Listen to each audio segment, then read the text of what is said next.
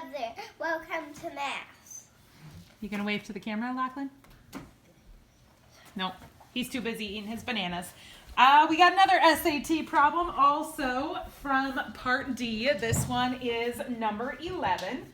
Now number 11 has, I guess you could say, a little bit to do with trigonometry. It says if a sector of the circle with a central angle of 60 degrees has an area of 24 pi square yards, what is the radius of the circle in yards?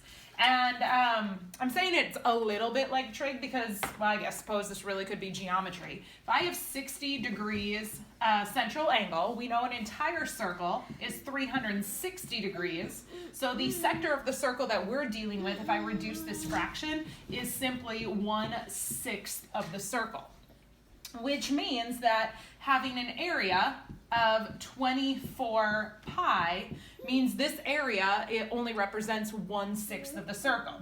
So I'm going to take this A for area, and I am going to substitute the formula for the area of any circle. The area of any circle we know is pi r squared, and I do believe you will be given that on the formula sheet at the front of both part 3 and part 4 on the SAT. But again, we know that this 24 pi only represents 1/6 of the circle, so I'm going to say I only want 1/6 of the area of a circle, and that has to equal 24 pi.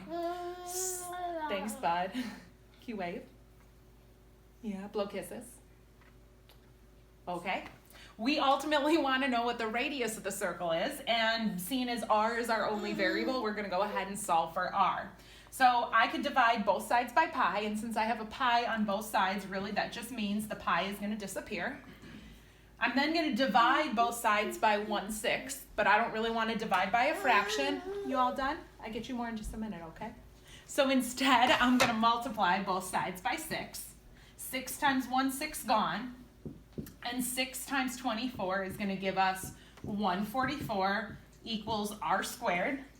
And taking the square root of both sides, I get r is equal to 12. Now I could briefly think about r is equal to plus or minus 12, but we know no circle could have a negative radius. We also know with this being a grid-in, there are no negative answers on the grid-in. So our final answer is our circle has a radius of 12.